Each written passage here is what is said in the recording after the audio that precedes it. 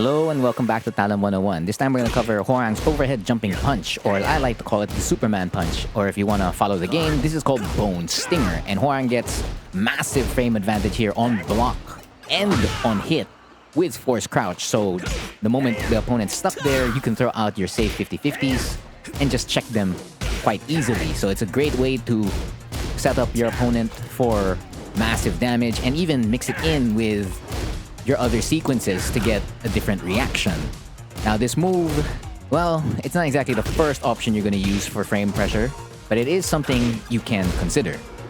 The reason why it's never going to be the first option is because it is slow. This comes out at a whopping 26 frames, and if it hits the opponent, +6 force crouch, and if it gets blocked, +5 force crouch. That is a buff from Tekken 7. Now if this move does knock the opponent down, you get a guaranteed follow-up into FF3, or any of the plasma blades. Take your pick, back 3, right plasma blade, or back turn plasma blades. It is possible to do them all here for extra damage and Oki. Of course, you can also consider doing your heel stomp so that you get the perfect distance for RFF DF3 as they wake up. Your Okizeme options are very, very similar.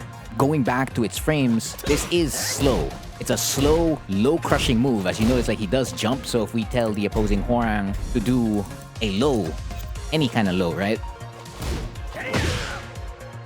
And you'll punish a standing low or a crouching low, but this is not exactly rewarding in that sense because it doesn't even register as a counter hit. So you got the hit, congratulations, but now your opponent can still potentially rage art, they could power crush. Oh well, power crush less because again, right, they're force crouch, but they could rage art, but you're not getting as much reward compared to like a hard read on an orbital heal or an up 3 if the low recovers standing. So it's kind of like, what do you call this, up 4? But this also wouldn't register as a counter hit in that situation. So it's just like, a low crushes, but like the reward is questionable on a hard read, on a defensive read. But if you're doing this on, let's say, an offensive sequence, then yeah, it'd be something worth to consider. But what you should know is that while you're considering it, is that this has no tracking. So if the opponent, let's say a below average sidestep in Hwoarang, decides to sidewalk left after, let's say, +6, yeah, and gets your back. We change this to sidewalk right, running 3 again.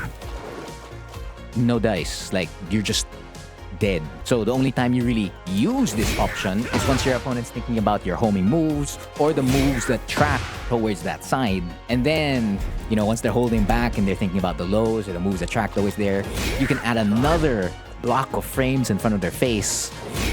And then you can continue to mix it up and change your timings. That's really what a Bone Stinger is meant to do.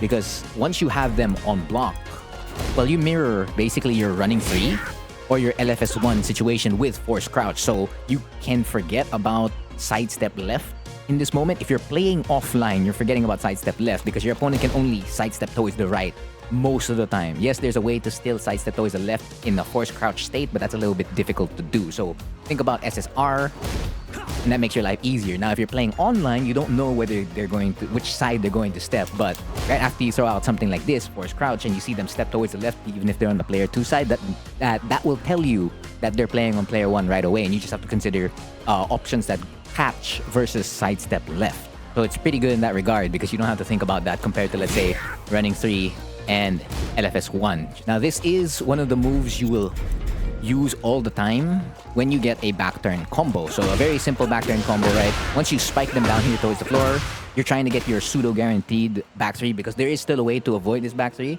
But if the opponent does know how to avoid the back 3, then you're just following their roll and then doing a back 3 or a down back 4 depending on what kind of wake up options they've shown in the game. Besides that, if this move does hit in a combo, this would activate floor blasts or floor breaks. So if you want to save your number of hits early, so if you hit like a class S launcher like AFSR, you can go straight into a forward 2. But yeah, that's generally what Bone Stinger is. It's an extra option to use in your mix-up, but not a main option. It does low crush, so that's pretty handy when you're going for like pressure.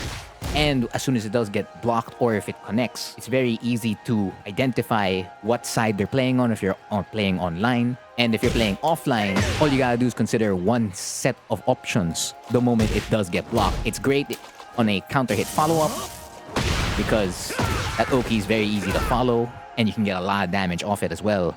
So feel free to consider this move in your sequences Not exactly as a defensive option, but more of like a neutral / offensive option.